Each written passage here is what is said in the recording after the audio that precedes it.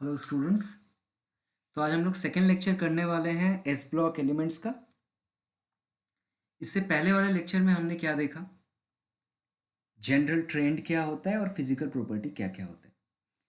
इस लेक्चर में जो हम लोग डिटेल्स में स्टडी करने वाले हैं वो है इसका केमिकल प्रॉपर्टीज़। सो केमिकल प्रॉपर्टीज़ यहाँ समराइज करके लिखा हुआ है, इसको आप पढ़ सकते हो बाद में। एक एक को हम लोग बहुत ध्यान से देखेंगे।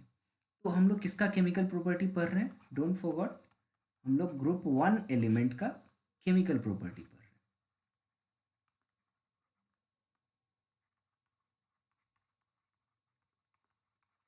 केमिकल प्रॉपर्टीज़ में हम लोग रिएक्शंस देखेंगे।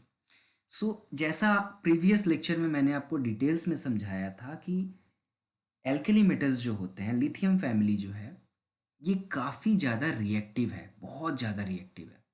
और इसका रिएक्टिव होने का वजह क्या है, लेस आयोनाइजेशन पोटेंशियल। मैंने आपको कहा था ना कि ये जो ग्रुप 1 एलिमेंट है ये बहुत ज़्यादा रिएक्टिव है।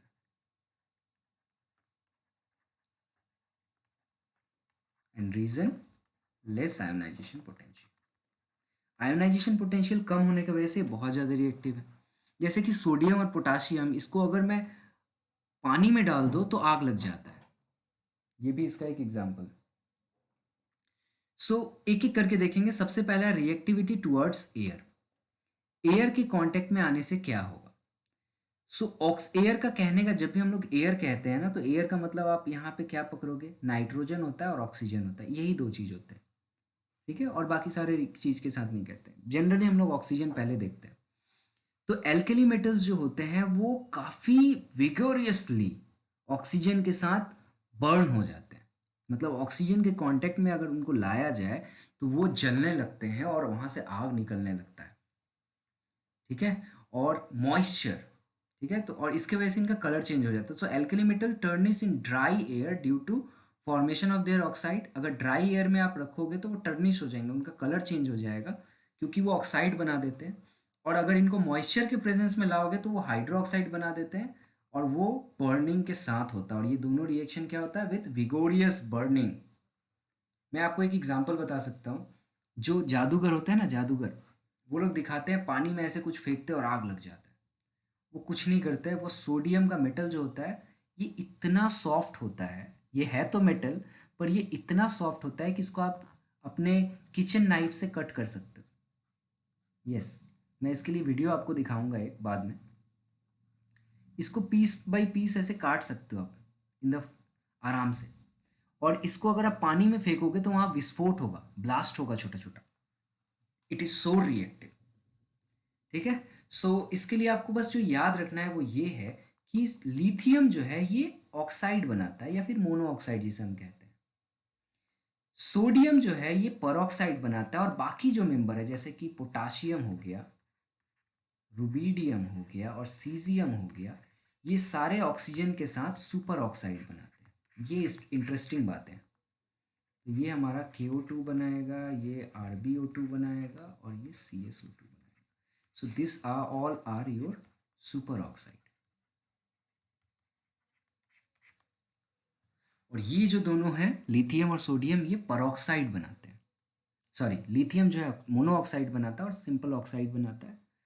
सोडियम जो है परऑक्साइड बनाते हैं, और बाकी मेटल्स जो हैं ये सुपर ऑक्साइड बनाते हैं। But in all of them oxidation number नहीं चेंज होता है, क्योंकि आप निकाल के देख सकते हो।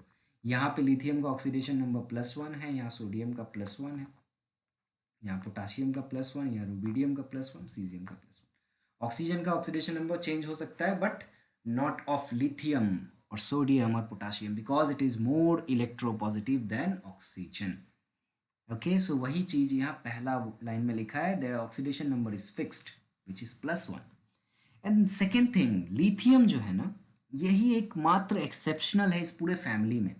और कोई भी काम अगर वो एक्सेप्शनल करता है तो वो इंपॉर्टेंट हो जाता है। लिथियम जो है वो एकमात्र एक्सेप्शनल एलिमेंट है इस पीरियड में, सॉरी इस ग्रुप में, जो कि एयर के साथ रिएक्शन करके डायरेक्टली नाइट्रोजन के साथ रिएक्शन करके नाइट्राइट फॉर्म कर देता है।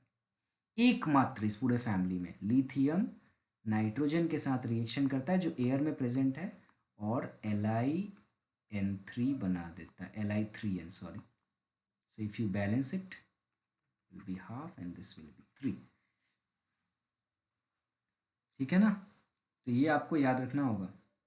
सो lithium is the only family. And why, ऐसा क्यों होता है? एग्जाम में क्वेश्चन पूछेगा वाई. एग्जाम में क्वेश्चन पूछेगा why lithium directly react with nitrogen not the other elements. तो आप क्या आंसर करोगे? आपका आंसर होगा वही एनामोलस बिहेवियर क्यों होता है, हाई रिएक्टिविटी, स्मॉल साइज. ठीक है, वही सारी चीज़ें, high ionization potential, small size, high reactivity वगैरह वगैरह. सो एनामोलस बिहेवियर ये रहा. ऐसा क्यों होता है? हाई रिएक्टिविटी की वजह से. और एक चीज़ आप याद रखना, नॉर्मली एल्कली मेटल्स जो होते हैं जैसे कि सोडियम और पोटाशियम, इसको वाटर के प्रेजेंस में ना लाने के लिए इसे केरोसिन में डुबो के रखा जाता है. स्पेशली सोडियम एंड पोटाशियम को खास करके केरोसिन में ही इसको डुबो के रखा जाता है. एयर और वाटर के प्रेजेंस में तो लाने ही नहीं दिया जाता, इतने ज़्यादा रिएक्टिव होते हैं. सोडियम अगर हम लोग प्रिपेयर भी करें ना लेबोरेटरी में, तो उसे हम लोग को केरोसिन में डुबा के प्रिपेयर करना पड़ेगा. I hope up to this it is clear for everyone. Reactivity with air, air मतलब ऑक्सीजन और नाइट्रोजन, बस इतना दिमाग में रहो.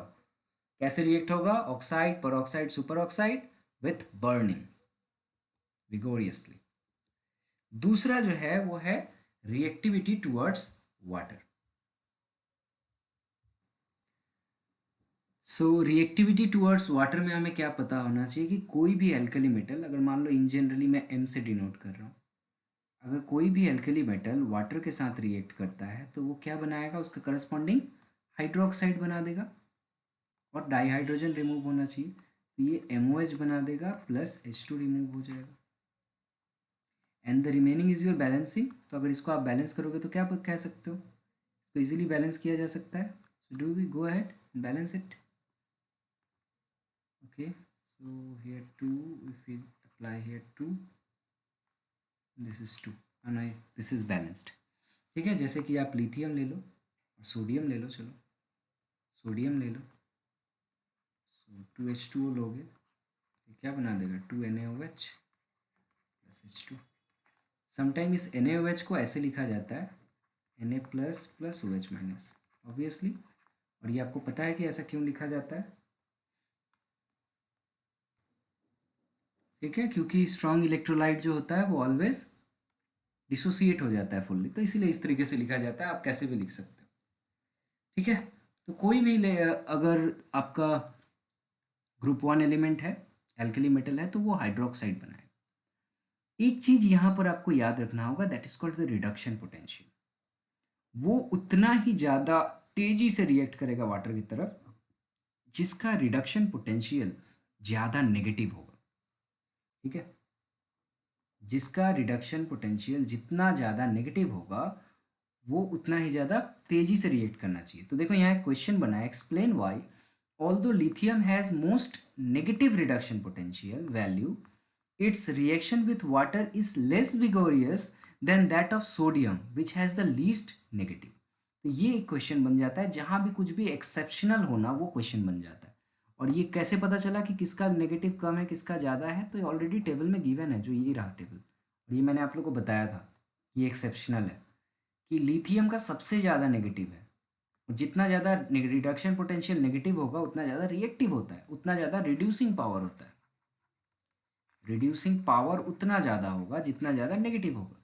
तो हिसाबन लिथियम को ज़्यादा तेजी से रिएक्ट करना चाहिए था ना.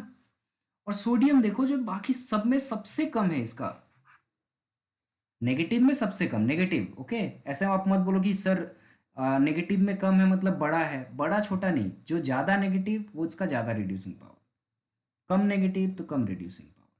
तो ऐसा क्यों हुआ? जब भी एक्सेप्शन होगा वो आपके लिए इंपॉर्टेंट हो जाएगा. तो इसका रीज़न ये है, पहला तो लिथियम का, जो मैं बार बार कहता हूँ, लिथियम से एनामोलस बिहेवियर से बहुत सारे क्वेश्चंस आते हैं. तो पहला एनामोलस बिहेवियर क्या है भाई? इसका स्मॉल साइज. तो इसका स्मॉल साइज होने के वजह से इसका हाइड्रेशन एनर्जी बहुत ज़्यादा होता है, अभी अभी हमने पढ़ा था. और हाइड्रेशन एनर्जी ज़्यादा होने की वजह से ये एक्सप्लोसिव तरीके से रिएक्ट नहीं करता है, उसका हाइड्रेशन कर देता है, मतलब उसके साथ ऐड हो जाता है. जबकि दूसरे जो मेटल्स है इस ग्रुप के, वो एक्सप्लोसिवली रिएक्ट करते हैं वाटर के साथ.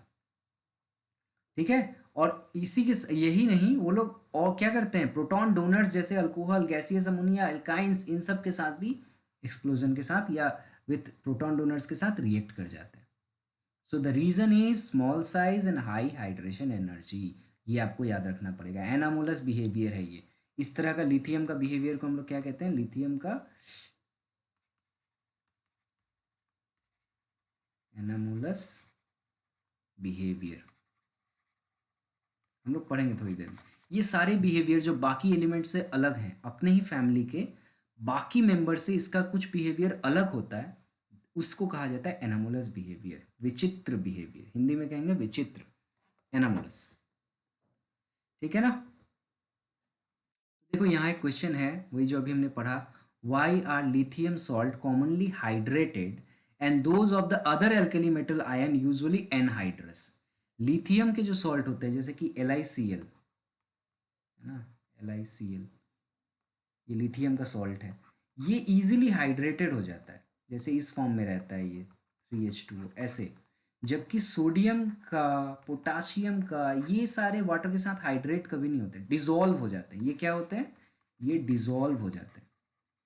डिजोल्व होने का मतलब K+ बना देगा, Na+ बना देगा, Cl- बना देगा। जबकि ये जो है हाइड्रेट हो जाता है। ऐसा क्यों हुआ, सेम रीजन जो अभी हमने पढ़ा। मैंने आपको हाइड्रेशन के लिए क्या कहा था कि आयोनिक साइज और आयोनिक रेडियस जितना कमेगा, ठीक है, उतना ही हाइड्रेशन इंथैल्पी बढ़ेगा। और हाइड्रेशन इंथैल्पी क्यों बढ़ता है, ड्यू टू पोलराइजेशन।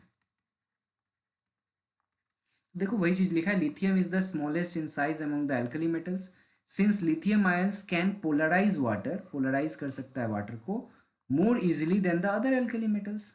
यही तो वजह है इसका हाई हाइड्रेशन इंथैल्पी की वजह से, और यही वजह है कि ये हाइड्रेट हो जाता है। तो यही चीज यहाँ लिखा हुआ है, आपको समझ में आया ना। रटोगे ना, रिमेंबर, अगर आप इसको रटते हो तो आपको ये 10 से 15 मिनट याद रहेगा, एक दिन याद रहेगा, 2 दिन याद रहेगा, एक महीने याद रहेगा। लेकिन अगर आप ये कॉन्सेप्ट समझ जाते हो कि भाई आयोनिक साइज छोटा, हाइड्रेशन इंथैल्पी ज़्यादा होगा because of polarising power of lithium ion, so बस इतना कॉन्सेप्ट दिमाग में आपको रखो, आप खुद ब खुद लिख सकते हो। ओके, चलो नेक्स्ट है reactivity towards di hydrogen. Di hydrogen मतलब H2, H2 के तरफ कैसा रिएक्टिविटी होगा। तो जो ये सारे मेटल्स जो है ना वो हाइड्रोजन के साथ रिएक्ट हो जाते हैं आराम से, और रिएक्ट होकर क्या बनाएंगे, करस्पॉन्डिंग हाइड्राइड बना देते हैं। ठीक है, ऑल मेटालिक हाइड्राइड जो होता है वो एक तरह का आयोनिक सॉलिड होता है। मैंने कहा था पहले ही आप लोगों से कि ये जो ग्रुप 1 एलिमेंट है ये स्ट्रॉन्ग मेटल्स हैं, और मेटल्स कैसा सॉलिड बनाता है, आयोनिक सॉलिड बनाता है। ठीक है, और ऑब्वियसली आयोनिक सॉलिड का मेल्टिंग एंड बॉइलिंग पॉइंट क्या होता है, लार्ज होता है कंपेयर टू अदर्स। तो ये सब तो कुछ बेसिक बात है। तो अगर मैं इसको ऐसे कहूँ कि इन जनरल लिखूँ तो मेटल है और ये हाइड्रोजन के साथ रिएक्ट हुआ तो ये मेटल हाइड्राइड बना देगा, और ऑब्वियसली ये आयोनिक है तो मैं इसको ऐसे लिख सकता हूँ। ठीक है, जैसे लिथियम है, हाइड्रोजन के साथ रिएक्ट करेगा, सो LiH बनाएगा। सोडियम है, हाइड्रोजन के साथ रिएक्ट करेगा तो NaH बनाएगा। ठीक है, अब इसको ऐसे लिख सकते हो। और यहाँ पे इंपॉर्टेंट ये है कि हाइड्रोजन नेगेटिव हो जाता है और मेटल पॉजिटिव हो जाता है। रीज़न हम लोग कभी भी देखते हैं H+ देख के हमें आदत है, पहली बार H- देख रहे होगे आप। The reason is this elements are more electropositive than hydrogen, that is the beauty of this particular reaction. Next है रिएक्टिविटी टुवर्ड्स हैलोजेंस। सो हैलोजेंस कौन, किनको हैलोजन कहा जाता है आपको पता होगा। हैलोजन कौन है हमारे, ये ग्रुप 17 एलिमेंट्स है। इसमें कौन कौन आता है, पहला इसका सबसे बड़ा भाई फ्लोरीन, क्लोरीन, फिर ब्रोमीन, फिर आयोडीन। ठीक है ना, इसका ट्रिक मैंने आप लोगों को बताया था, फ्लोरीन क्लोरीन बड़ा इडियट है, that is the trick to remember this family. ठीक है, अच्छा, ये इनके साथ रिएक्ट होंगे तो क्या रिएक्ट करेंगे, रिएक्ट करके करस्पॉन्डिंग हैलाइड्स बनाएंगे, और ये हैलाइड भी आयोनिक नेचर का होगा, और ये रिएक्ट करेंगे with huge explosion, so vigorously they react. So any metal group 1 element react with any halogen, So this is the representation of halogen and they form corresponding halides. So this is the way of writing. Suppose lithium react with chlorine. So this react to form LiCl. Or suppose sodium react with chlorine. So it form sodium chloride. ठीक है, हमें पता है कि ये halides जो होते हैं ये आयोनिक होते हैं, लेकिन यहाँ पे फिर एक्सेप्शन वही हमारा लिथियम। लिथियम हैलाइड जो है वो थोड़ा बहुत कोवेलेंट नेचर की तरह हो जाता है। ऐसा क्यों, क्या होगा, सोचो और मुझे आंसर बताओ, बिना आंसर सोचे हुए। मान लो आपको आपने पढ़ा नहीं है, फिर भी आप आंसर कर सकते हो पीरियोडिक टेबल से। वही एनामोलस बिहेवियर, क्या होना चाहिए, स्मॉल साइज। छोटा साइज होने से क्या हो गया, लिथियम छोटा। ठीक है, मान लो यहाँ आयोडीन है, आयोडीन इतना बड़ा, लिथियम कैटायन है, सो और आयोडीन यहाँ पे क्या है, एनायन है। स्मॉल साइज का हो गया कैटायन, एनायन हो गया लार्ज साइज का, तो इसको कॉम्पनसेट नहीं कर पाएगा और क्या बन जाएगा, आयोनिक से थोड़ा बहुत उसका कैरेक्टर कोवेलेंट की तरह हो जाएगा। आपको मैंने केमिकल बॉन्डिंग में ये पढ़ाया होगा, फेजेंस रूल इसको कहा जाता था। तो यहाँ पर देखो वही चीज़ लिखा है। So it is because of the high polarisation capability of lithium ion. Again small size होगा तो पोलराइजेशन पावर बढ़ जाएगा।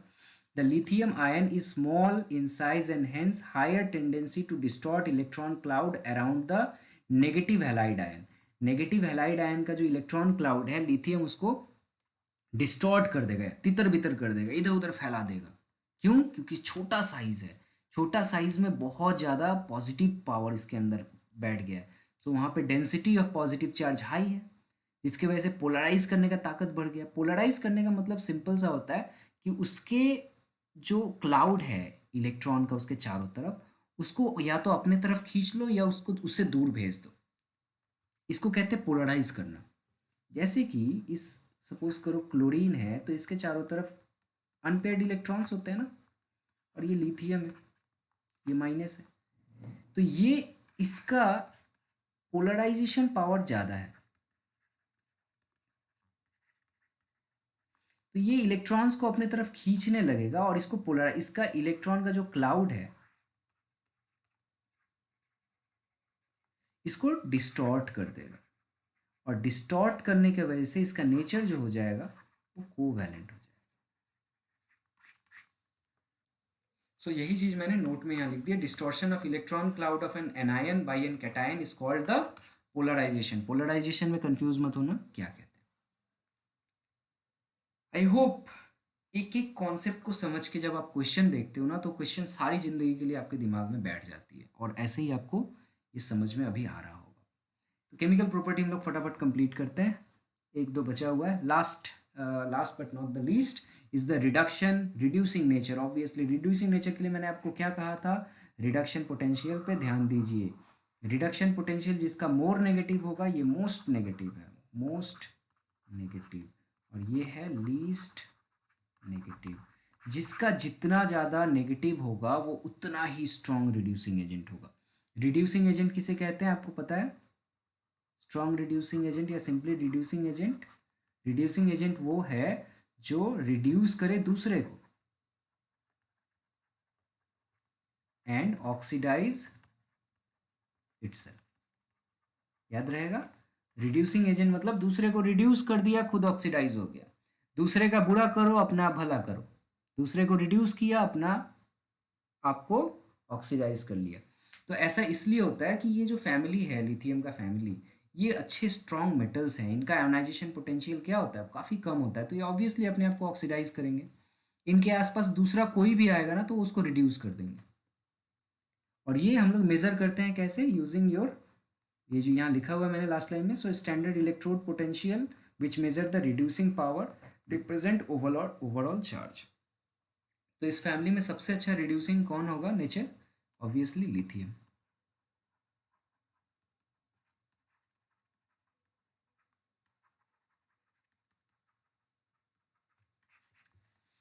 ठीक है ना।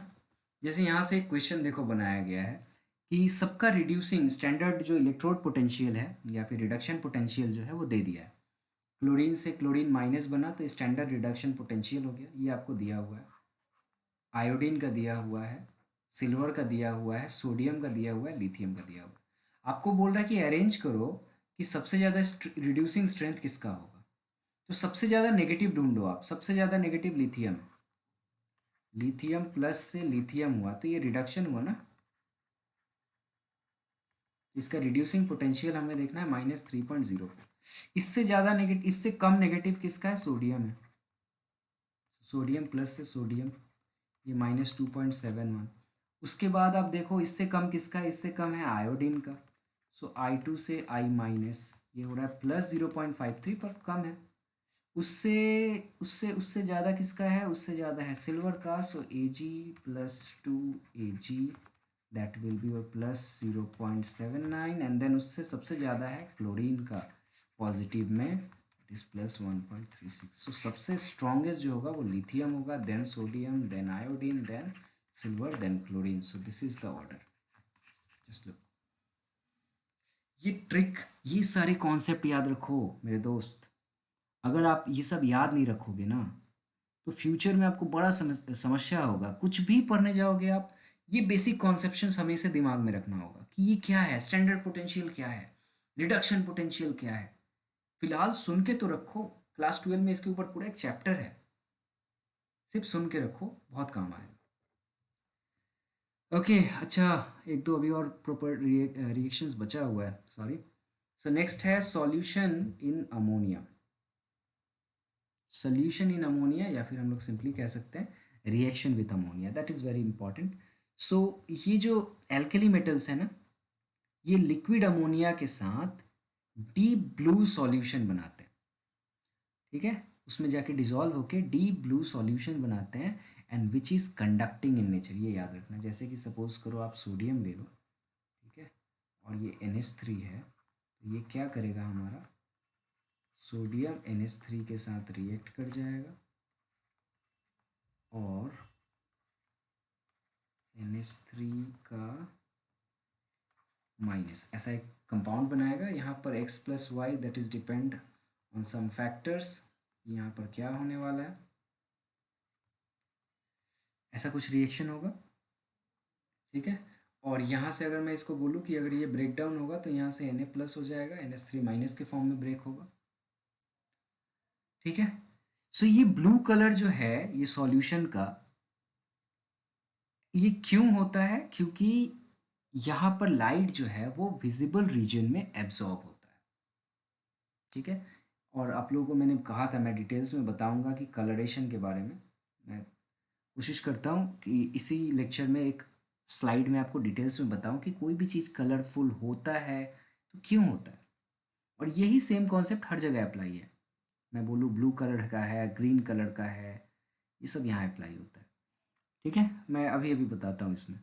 दूसरा है solution of are paramagnetic and on adding slowly standing slowly liberate hydrogen resulting in the formation of amide.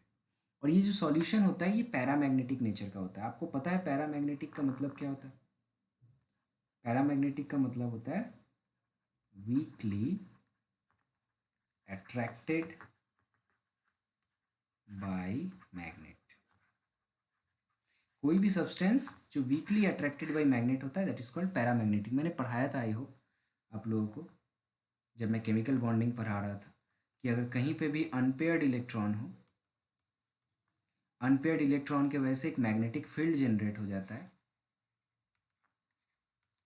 और इस मैग्नेटिक फील्ड होने की वजह से वो कंपाउंड क्या हो जाएगा, पैरामैग्नेटिक हो जाएगा। और अगर सारे पेयर्ड हो जाते हैं तो वो डायमैग्नेटिक हो जाता है, कोई मैग्नेटिक फील्ड जनरेट नहीं होता है। तो यहाँ वही लिखा गया है कि ये जो मेटल है, ये ब्लू कलर का जो सॉल्यूशन बनाया, इसको अगर और थोड़ी देर रखा जाता है, ठीक है, तो ये स्लोली वहाँ से हाइड्रोजन को लिबरेट करता है और अमाइड बना देता है। सो this is the amide, like NaNH2, this is sodium amide, lithium amide, potassium amide. So this is the amides.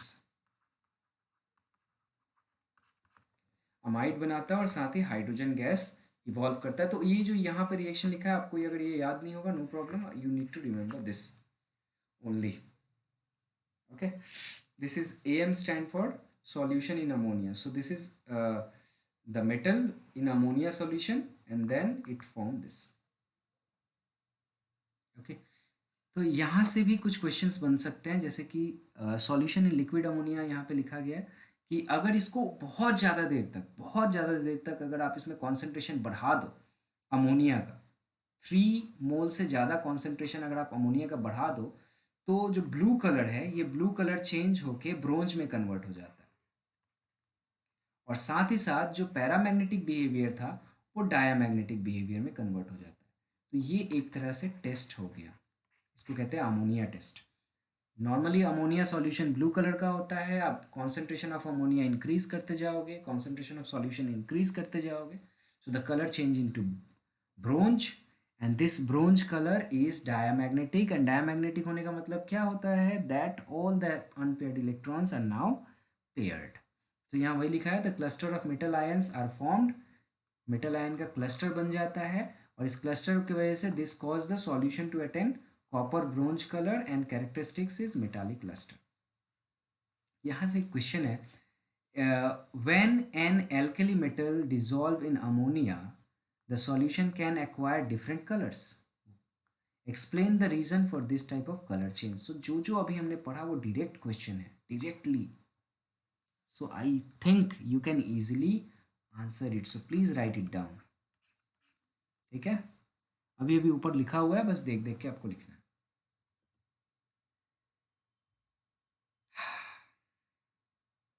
यहाँ तक हमने पढ़ा, this is all called your chemical property. Next class में हम लोग वो पढ़ेंगे, पर एक चीज़ मैंने कहा था जो आपको मैं बताऊंगा, which is called colour formation,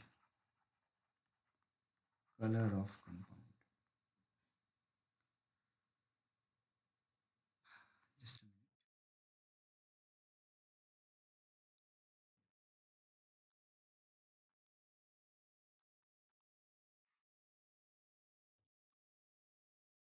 तो कोई भी कंपाउंड कलरफुल क्यों दिखता है आपको, क्या आपने कभी सोचा है? अगर मैं आपसे पूछूं कि एक ग्लास है, ये ठीक है, ग्लास है, पीछे कोई कोटिंग नहीं है, ठीक है, ग्लास का स्लैब है ये, this is a slab of glass,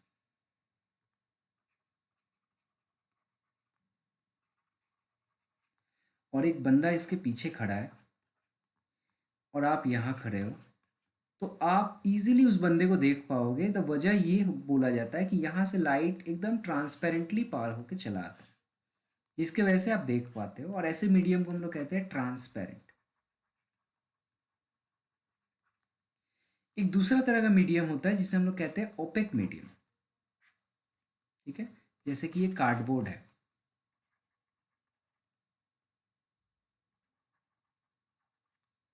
और यहाँ पे एक पर्सन अगर खड़ा है और अगर आप यहाँ खड़े हो तो आप उसको देख नहीं पाओगे, क्योंकि ये जो लाइट आ रहा था ये यहाँ पे ब्लॉक्ड हो गया।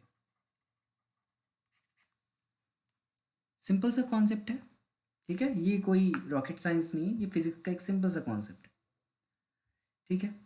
तो कोई भी ऑब्जेक्ट ट्रांसपेरेंट क्यों है, क्या कभी आपने ये क्वेश्चन पूछा अपने आप से कि क्यों ट्रांसपेरेंट हो भाई तुम? और अगर तुम ट्रांसपेरेंट हो तो क्या तुम सिर्फ विजिबल लाइट के लिए ट्रांसपेरेंट हो?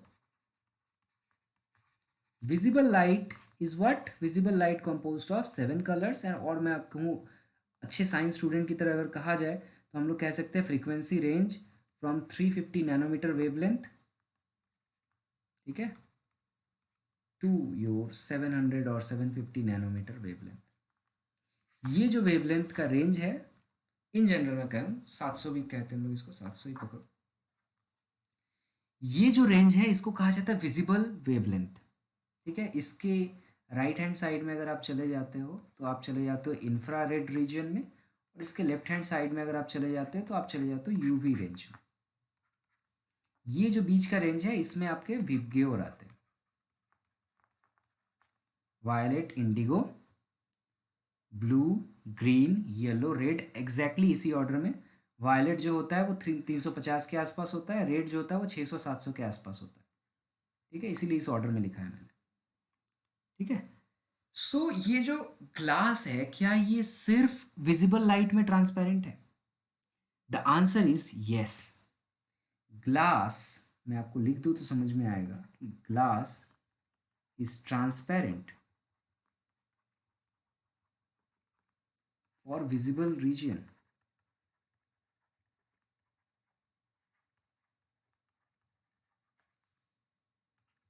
मान लो आपकी आंखें अगर विजिबल लाइट ना देखकर आपकी आंखें जो है वो इंफ्रारेड रे देखती, जैसे आजकल आ गया ना इंफ्रारेड कैमरा, आप लोगों ने देखा होगा आईआर कैमरास।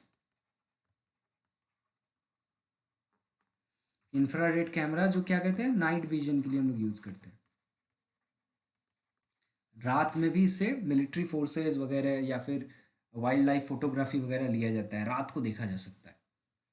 तो इंफ्रारेड रे के लिए ग्लास क्या ट्रांसपेरेंट होता है? नो। अगर मान लो रात को आप इंफ्रारेड कैमरा से देख रहे हो, आपके पास एक कैमरा है जो कि इंफ्रारेड है और यहाँ से एक ऑब्जेक्ट है जो इंफ्रारेड रे भेज रहा है, this rays are now not visible, they are IR ray, infrared ray.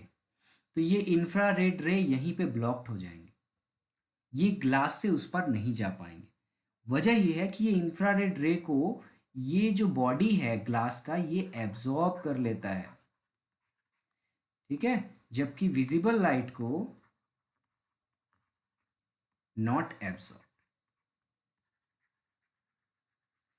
तो अगर कोई लाइट का रीजन, कोई वेवलेंथ अगर कोई ऑब्जेक्ट एब्जॉर्ब कर ले तो वो उसमें पूरा तरीके से या तो एब्जॉर्ब होगा या उसका कुछ पार्ट एब्जॉर्ब होगा और कुछ रेडिएट हो जाएगा, ठीक है, या हो सकता है पूरा भी एब्जॉर्ब कर ले, और अगर कुछ एब्जॉर्ब नहीं करेगा तो वो भाई ट्रांसपेरेंटली इस पर चला आएगा। यही होता है विजिबल लाइट के केस में। अगर हम लोग डिफरेंट कलर्स देखते हैं ना, जो कलर्स, सॉरी, कलर्स जो हम लोग देखते हैं उसके कॉन्सेप्ट क्या है ध्यान से देखो। मान लो ये एक कुछ ऑब्जेक्ट है, कुछ दूसरा ऑब्जेक्ट है, कोई गैस है यहाँ पर, और यहाँ से विजिबल लाइट आ रहा है, ये वाइट लाइट है। इस वाइट लाइट में कितने सारे कलर हैं? बहुत सारे कलर्स होते हैं, ठीक है। फ्रीक्वेंसी रेंज इनका अगर मैं कहूँ तो 350 नैनोमीटर से 700 नैनोमीटर अप्रॉक्सीमेट रेंज, ठीक है। बहुत सारे ऐसे वेवलेंथ्स हैं इसमें, हजारों लाखों वेवलेंथ्स। हम लोग आसानी के तौर पे बोल देते हैं 7 कलर है, बस काम खत्म। फ्यूचर में आप लोग समझोगे इस वेवलेंथ का डिटेल्स, फिलहाल के लिए इतना रहने दो। अब ये वाइट लाइट यहाँ से जा रहा था, इस वाइट लाइट में बहुत सारे फ्रीक्वेंसी है। मान लो यहाँ से जो लास्ट वाले कुछ फ्रीक्वेंसी है ना, रेड वाले, रेड वाले, वो यहाँ एब्जॉर्ब हो गया, ठीक है। क्यों एब्जॉर्ब हुआ वो थोड़ी देर बाद आ रहा हूँ, बस इतना याद रखो कि इस पूरे वाइट लाइट का सिर्फ रेड रीजियन जो था वो एब्जॉर्ब हो गया। तो यहाँ से जो लाइट बाहर निकला उसके अंदर वायलेट है, इंडिगो है, ब्लू है, ग्रीन है, येलो है, ऑरेंज है, बट रेड नहीं है, ये मिसिंग है। तो ये कलर वाला जो लाइट बाहर निकला, क्या ये वाइट लाइट होगा? Answer is no, it is not white, क्योंकि वाइट तभी होता है जब इसमें सारे कलर्स होते हैं। अगर एक भी एब्जॉर्ब हो गया तो ओवरऑल एक कैरेक्टरिस्टिक्स कलर देगा, ये ओवरऑल एक कैरेक्टरिस्टिक्स कलर देगा। आप ये मिला के देख सकते हो, आप लोग जो लोग पेंटिंग करते हो आपको पता होगा कि 2-3 कलर को मिलाओ तो एक नया कलर बनाता है। तो रेड अगर कोई चीज़ मिसिंग हो ना तो ओवरऑल कलर जो होता है वो ब्लूइश हो जाता है। सो इसका कलर जो होगा वो ब्लू शिफ्ट हो जाएगा। मैंने शिफ्ट इसलिए कहा क्योंकि एग्जैक्ट ब्लू तो नहीं होगा, ब्लूइश होगा। सो ओवरऑल ये ब्लू दिखेगा, मतलब ये जो गैस है अगर ये आपको ब्लू दिख रहा है इसका मतलब ये है कि वहां से रेड और द रेडिश जोन जो है वो गायब हो गया। I hope now it is clear. Similarly अगर मान लो एक दूसरा फ्लेम आया, यहाँ पे दूसरा गैस है, दूसरा गैस है और फिर से यहाँ से वाइट लाइट जा रहा है, मतलब विप की ओर जा रहा है, और नाउ इस वक्त क्या हुआ इसमें, वाइट ब्लू और इंडिगो जो है ये एब्जॉर्ब हो जाएगा, यहाँ ब्लू एब्जॉर्ब हो गया, जो बाहर निकला वो है वायलेट और ये दोनों मिसिंग है, ग्रीन, येलो, ऑरेंज, रेड। तो ये ओवरऑल इसका कलर थोड़ा रेड की तरह हो जाएगा। अब ये इंपॉर्टेंट अभी फॉर द टाइम बिंग नहीं है कि क्या एब्जॉर्ब होता है तो क्या कलर बनता है, ये इंपॉर्टेंट नहीं है। बस कॉन्सेप्ट इंपॉर्टेंट है कि अगर कुछ एब्जॉर्ब हुआ तो भाई आने वाला चीज कलरफुल दिखेगा। कलर क्यों प्रोड्यूस होता है किसी गैस फ्लेम में, किसी मटेरियल में, सॉलिड में क्यों दिखता है, दैट इज द रीजन। कोई चीज़ ट्रांसपेरेंट क्यों है, कोई चीज़ ओपेक क्यों है, दिस इज द रीजन। अब थोड़ा और डिटेल में आपको मैं जब पढ़ा ही रहा हूँ तो थोड़ा और डिटेल में बता दूँ कि ये कौन सा कलर एब्जॉर्ब होगा, ये किस पे डिपेंड करता हो, विच वेवलेंथ एब्जॉर्ब, ये किस पे डिपेंड करेगा। तो भाई साहब आप ये आप लोगों को मैंने ऑलरेडी पढ़ा दिया है एटॉमिक स्ट्रक्चर चैप्टर में। ये आपको मैंने एटॉमिक स्ट्रक्चर चैप्टर में पढ़ा दिया था। हाइड्रोजन का मैंने जब आप लोगों को पढ़ाया था, आप लोगों को याद होगा कि नहीं पता नहीं, मैंने आप लोगों को इस तरीके से पढ़ाया था कि ये फर्स्ट सेल है, ये अगर सेकंड सेल है, ये थर्ड सेल है, ये फोर्थ सेल है और ये फिफ्थ सेल है। तो अगर एक इलेक्ट्रॉन यहाँ पर है, अगर ये एनर्जी लेवल जो है N1 से N2, इसको हम लोग E1 कहते थे, इसको E2 कहते थे, इसको E3 कहते थे, E4 कहते थे, E5 कहते थे। तो एक इलेक्ट्रॉन को अगर आप एनर्जी, ये एनर्जी डिफरेंस जो है E2 माइनस E1, ये सपोज कर लो कि ये एच न्यू से हम लोग रिप्रेजेंट करते थे, है ना।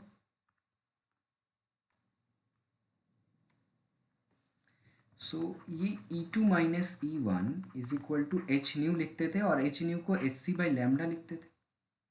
अब मान लो कि ये जो बैंड गैप है, इसमें लैम्डा का वैल्यू जो है वो आपको पता है कि ये कितना होता है। तो ये लैम्डा का वैल्यू, ये करस्पॉन्डिंग आप निकाल के देखोगे तो ये रेड कलर के आसपास वाला वेवलेंथ आ रहा है। मतलब अगर यहाँ से विबग्योर गुजर रहा है, वाइट लाइट गुजर रहा है यहाँ से, तो इसमें का जो रेड कलर है उसका एनर्जी ये एब्जॉर्ब कर लेगा और एब्जॉर्ब करके यहाँ से ऊपर जंप कर जाएगा, अगर ये डिफरेंस उतना है। सिमिलरली मान लो यहाँ और बहुत सारे इलेक्ट्रॉन्स हैं, एक और बैंड गैप, और ये एक एनर्जी जो है ये ब्लू का एब्जॉर्प्शन का एनर्जी है या फिर वायलेट इंडिगो का एब्जॉर्प्शन। तो वायलेट इंडिगो जो है वो यहाँ एब्जॉर्ब हो जाएंगे और ये जंप हो जाएगा, और बाकी कुछ एब्जॉर्ब होने लायक यहाँ पे गैप नहीं है। तो यहाँ से जो लाइट बाहर पास हुआ उसके पास ना वायलेट है ना इंडिगो है, सिर्फ ब्लू है, ग्रीन है, येलो है, ऑरेंज है और रेड भी नहीं है। तो ये सारे मिलके कैरेक्टरिस्टिक्स कलर बना देंगे, इसका ग्रीनिश कलर की तरह होगा, ग्रीनिश शिफ्ट होगा। और यहाँ पर मेरा एब्जॉर्ब हो गया रेड, यहाँ पे एब्जॉर्ब हो गया वायलेट एंड इंडिगो। तो ये डिपेंड करता है कि आपका जो एटम है उसके अंदर एनर्जी गैप्स कैसे हैं। जैसे कि लिथियम है तो इसके इलेक्ट्रॉन, इसके ऑर्बिटल्स के बीच का जो band gap, sorry band gap मैं कह रहा हूँ, इसके इलेक्ट्रॉन्स के सेल्स के बीच का जो एनर्जी गैप होगा E1 E2, ये कैरेक्टरिस्टिक्स डिटरमाइन करेगा कि ये कौन सा कलर को एब्जॉर्ब करेगा। क्या ये विजिबल रीजन में एब्जॉर्ब करेगा भी कि नहीं करेगा, क्या ये इंफ्रारेड में एब्जॉर्ब करेगा या अल्ट्रावायलेट में एब्जॉर्ब करेगा। So this depend on the characteristics of the metal itself, its ionic state, its atomic state। सो मैं ओवरऑल अगर आपसे कहूँ इतना कॉन्सेप्ट देने के बाद सिंपल अंडरस्टैंडिंग अगर कहूँ तो आपका आंसर कैसे करोगे, इफ, रिमेंबर इफ मेटल और आयन और फ्लेम, ठीक है, etcetera absorb radiation in visible region,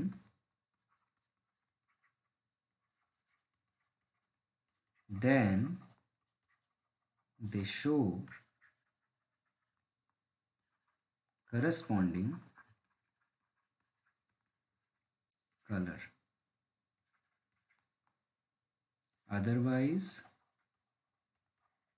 not। अगर कोई भी फ्लेम है, आयन है, मेटल है, कुछ भी है, अगर वो विजिबल रीजन में एब्जॉर्ब करे तभी तो वो कलर्स दिखाएगा। अगर विजिबल रीजन में एब्जॉर्ब ही नहीं किया तो व्हाइट लाइट पास होकर चला जाएगा और हमारे आंखों को कुछ दिखेगा ही नहीं, वो कलरफुल नहीं दिखेगा।